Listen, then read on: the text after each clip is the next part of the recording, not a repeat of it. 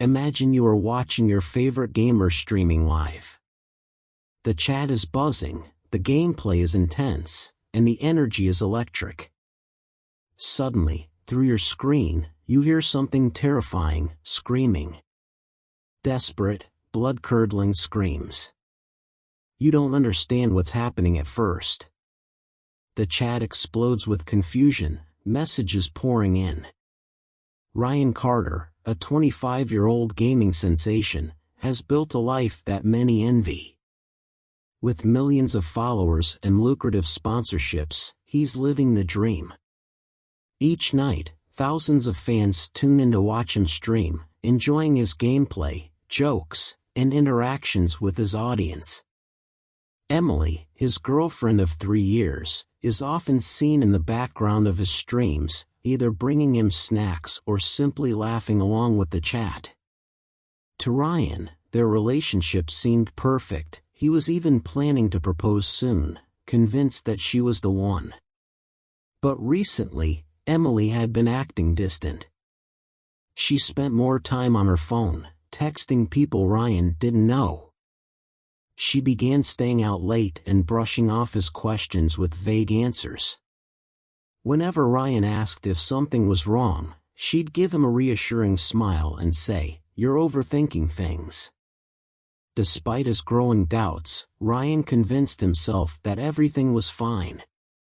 He loved her and wanted to believe that she loved him in return. Tonight's stream began like any other. Ryan was in his element, immersed in his game, making jokes, and engaging with the chat. The energy in the room was electric. The chat was alive, spamming messages and donations. And then, someone sent a question that made him laugh. "Would you ever break up with Emily?" Ryan smirked at the camera, shaking his head. Not in a million years. But beneath the surface, something was shifting. Little did Ryan know, the stream would soon take an unexpected turn. Ryan's stream is in full swing. He's immersed in his game, the chat buzzing with excitement. Fans are spamming positive messages, and donations are rolling in. It's the usual high-energy environment Ryan thrives in. Then, a donation pops up. $50 from TruthSeeker99, "She's cheating on you. Check your email for proof." Ryan pauses for a split second, then laughs it off. "Nice try," he mutters, shaking his head. The chat erupts with reactions. People trolling again. "Don't listen, dude. We all know Emily's a queen." Ryan smirks, refocusing on his game. Trolls were part of the job. He moves on, but the strange feeling lingers. Seconds later, another donation appears. $100 from TruthSeeker99, "I'm serious. Open your email. You'll want to see this." Ryan's laughter fades. There's something different about this one, larger amount, more insistent. His curiosity grows, and despite himself, he clicks on his email. The subject line makes his stomach twist. "Your girlfriend's secret life, proof attached." Ryan hesitates, but his fingers move on their own. The images load. One after another, they appear on the screen, Emily with other men, different locations, different times. Some recent. His heart races as he scrolls through them. He wants to believe it's fake. A cruel prank. But the timestamps, the details, everything about these photos feels real. It's Emily. In a dimly lit room. With another guy. His hands clench into fists, but he keeps scrolling. More images. More guys. Different locations. Different dates. The chat is still going, but Ryan doesn't hear it. He's lost in the images. Each one cuts deeper than the last. Emily, the woman he trusted, the one he planned to marry, had been betraying him. Emily was in the other room, asleep, peaceful, unaware. Ryan swallows, his throat dry. His fists tighten. Overwhelmed, Ryan tries to end the stream but misclicks in his rage, leaving it running in the background without realizing. Before continuing, if you've enjoyed the video so far, please like it and subscribe to the channel. Your support means everything to us. Ryan stares at the screen, his eyes scanning the photos of Emily with other men. He scrolls through more messages. One stands out, Emily mocking him, "Ryan is such an idiot, he has no idea." His blood boils. His vision blurs with anger, each word cutting deeper than the last. He can barely control himself as he dials Emily's number, his hand trembling, but the phone rings and rings without an answer. His heart races, the rage building, and his fists tighten around the phone. In a fit of fury, he slams the phone down on the desk, his thoughts darkening. He can't take it anymore. He has to confront her. Ryan storms into the bedroom, the door creaking open. Emily is fast asleep, her breathing even and unaware. He stands there for a moment, seething. His heart pounds in his chest. Then, without a second thought, he shakes her awake. "Emily," he growls. She stirs, her eyes fluttering open groggily. "What's wrong?" she murmurs, still half asleep, confusion clouding her face. Ryan shoves the phone in her face. The images, proof of her betrayal, are impossible to ignore. His finger points to the photos, his voice low and cold, "Explain this." Emily blinks, groggily processing the images. She stammers, "What?" "Ryan, I didn't." She freezes as she looks at the phone. The reality of the situation hits her, and her eyes widen. She swallows hard, unable to speak. Ryan's eyes narrow, his voice shaking with fury. "You've been lying to me, Emily." "How long?" Her voice falters as she tries to justify herself. "It didn't mean anything. I still love you, Ryan." The words fall flat. They don't reach him. Her excuses are meaningless to him now. The anger inside him explodes. He can feel the rage bubbling up from deep within, suffocating his sense of reason. Without thinking, he rushes into the kitchen, his mind clouded with the images of her betrayal. He yanks open the drawer, the sound of metal clashing against metal as he grabs a kitchen knife. The cold steel feels right in his hand. He turns back toward the bedroom, barely aware of his own actions. When Ryan steps back into the room, Emily is still sitting up, her face pale, her hands raised as if to protect herself. But it's too late. Before she can say another word, Ryan lunges at her, the knife flashing through the air. Emily screams, a piercing sound that echoes throughout the apartment. Ryan's body moves with uncontrollable fury, the knife thrusting again and again. Each scream from Emily only fuels his rage more. She struggles, trying to defend herself, but it's futile. The world around him fades, the noise of her cries, the pounding of his heart, and his own shallow breaths all blending into a single, chaotic blur. He doesn't stop. The room is filled with her desperate pleas, her voice growing weaker with each moment. But Ryan can't hear her anymore. He's consumed by the anger. He's lost all sense of time. As the blood begins to pool beneath her, Emily's cries become nothing more than distant echoes, barely audible. Meanwhile, in the background, the live stream continues. Ryan had not properly ended the stream in his anger. He thought he had, but in his rush, he misclicked. The feed remains live, and thousands of viewers hear everything, the angry words, the screams, the brutal silence that follows. The viewers, too stunned to process what they've just witnessed, are left in shock, the stream still running as the horrifying reality sinks in. The silence after Emily's screams is deafening. Blood seeps across the floor, staining the white sheets, as Ryan stands frozen.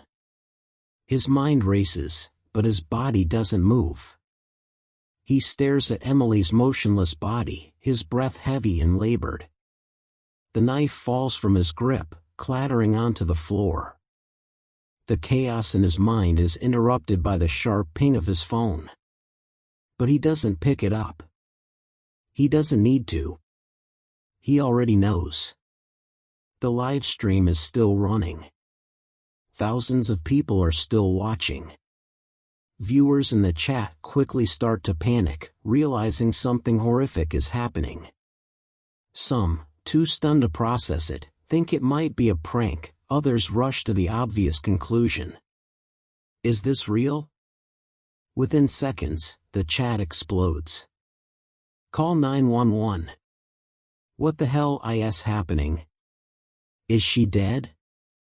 What the hell, did he just kill her? Ryan, still in a state of shock, stumbles toward his desk. His blood-covered hands hover over the keyboard, but he doesn't do anything. He just stares blankly at the screen, barely aware of the chat messages flooding in. Some are just people in disbelief, others are pleading with him to end the stream. But the microphone, his microphone, was never muted. His voice, his breathing, everything is caught live, echoing across the platform. His fingers tremble as he sits back down in his chair, his head spinning. The comments come faster now, some asking if they should call 911 themselves. But some viewers have already made that decision. They're not waiting for Ryan to make the next move.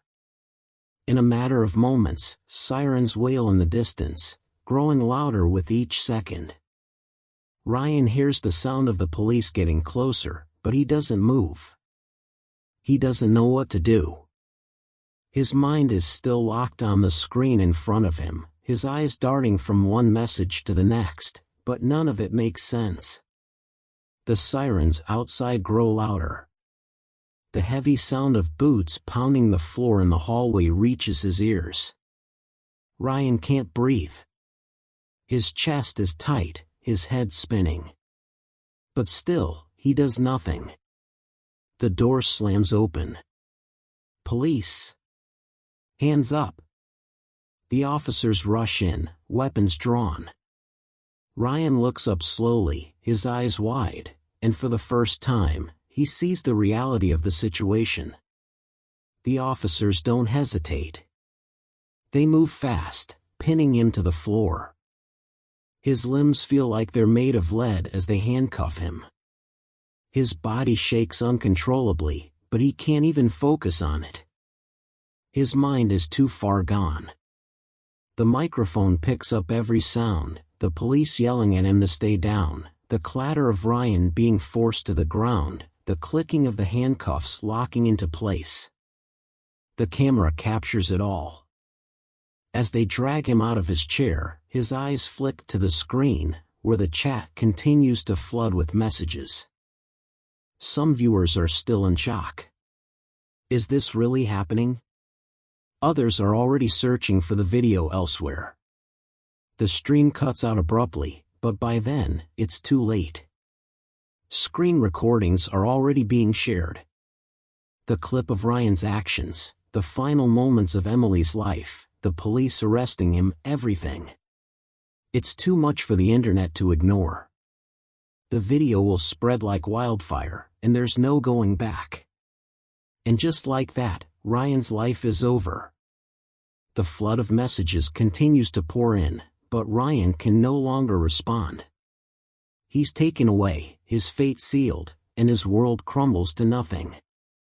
Within hours, the news of the livestream murder spreads like wildfire. Social media explodes with reactions, and clips of the horrific event circulate everywhere.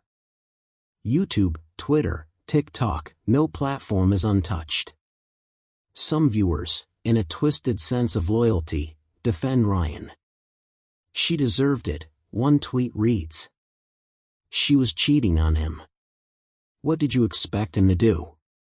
But these defenders are in the minority. The overwhelming response from the internet is one of shock and horror.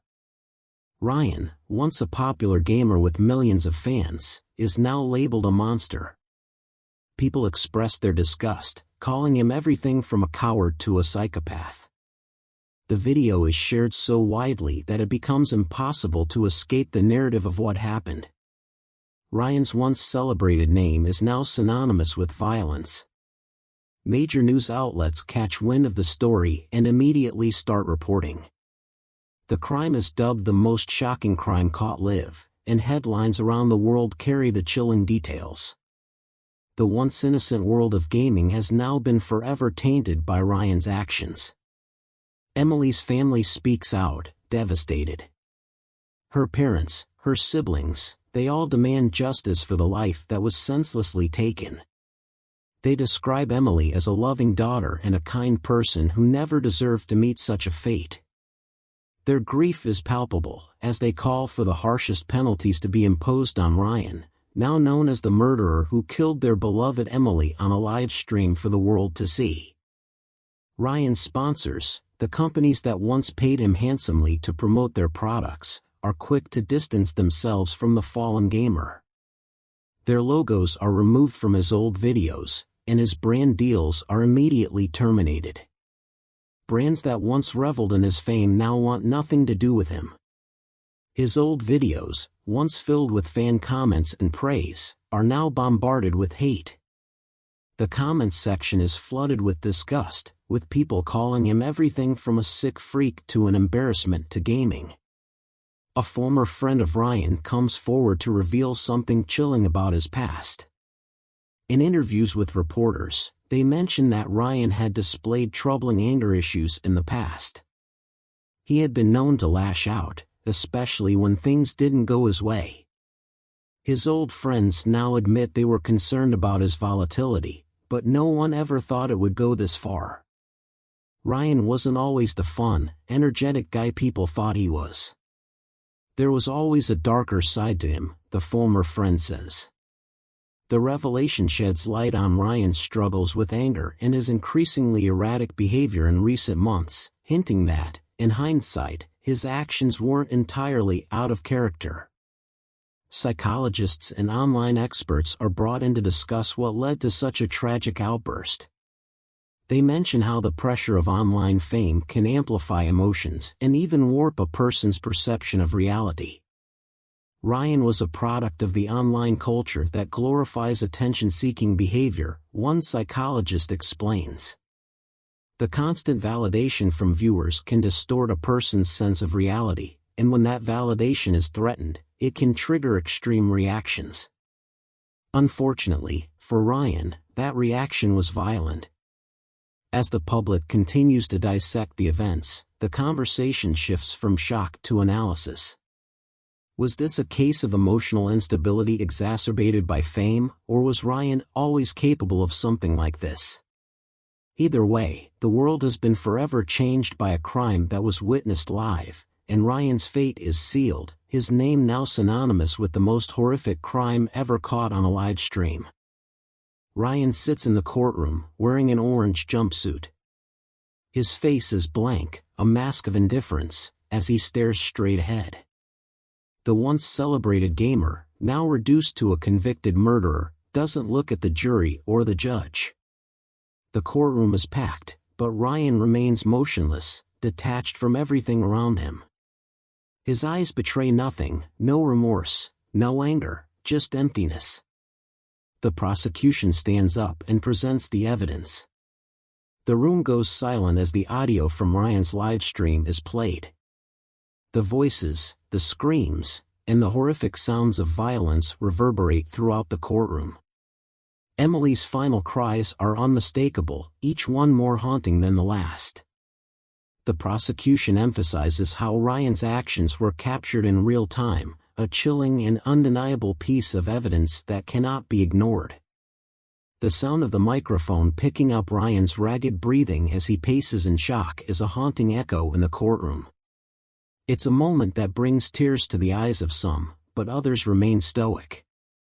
The chilling reality of what happened on that live stream is undeniable.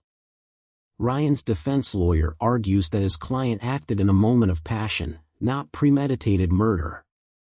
They suggest that Ryan's emotional state was clouded by betrayal and anger, triggered by the discovery of Emily's infidelity. This wasn't a planned killing, the defense lawyer insists. It was an outburst of rage in the heat of the moment. Ryan didn't intend to kill her, it was a crime of passion, not malice.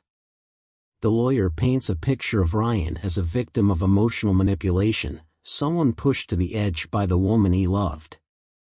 They argue that, in that moment, Ryan lost control, but it wasn't something he had planned or wanted. The jury listens carefully to both sides. They take notes, whispering among themselves, deliberating the gravity of the case. It's a high-profile trial, and the pressure to deliver a fair verdict is immense. But when the time comes, the jury reaches their decision. Ryan is sentenced to life in prison. The room falls into a heavy silence as the judge announces the verdict. The weight of the decision is felt by everyone, but for Ryan, it seems almost irrelevant. He doesn't flinch or show any signs of emotion. It's as if he expected it. His future is now sealed, his life reduced to a series of walls and bars, and a public memory defined by a single act of violence. Some in the courtroom nod in agreement with the verdict, believing it to be just. Emily's family breathes a sigh of relief, knowing that justice has been served. But others feel the sentence is too harsh, arguing that Ryan's actions were the result of overwhelming emotions, and that he should have been given a chance for rehabilitation. The debate rages on in the media, with people questioning whether life in prison is truly the right punishment for someone who snapped in such a moment of rage. The final scene shifts to Ryan alone in his prison cell. The sound of clanging metal doors and the distant murmurs of other inmates fade as he sits against the cold concrete wall. The cell is small, a far cry from the world of fame and adoration he once lived in. The noise and the chaos of his former life feel like distant memories now. The bright lights of his gaming chair and the streaming setup are gone, replaced by the suffocating darkness of a prison cell. Ryan stares at the wall, his eyes tracing the scratches that cover the concrete. His mind drifts back to that fateful night, to the moment when everything could have been different. On the wall, scratched deep into the stone, are the words, "I should have just turned off the stream." The words are a stark reminder of the single decision that changed everything. The stream that, in a moment of anger, Ryan couldn't bring himself to end. The words hang in the air, a silent testament to the weight of what he has lost and the irreparable damage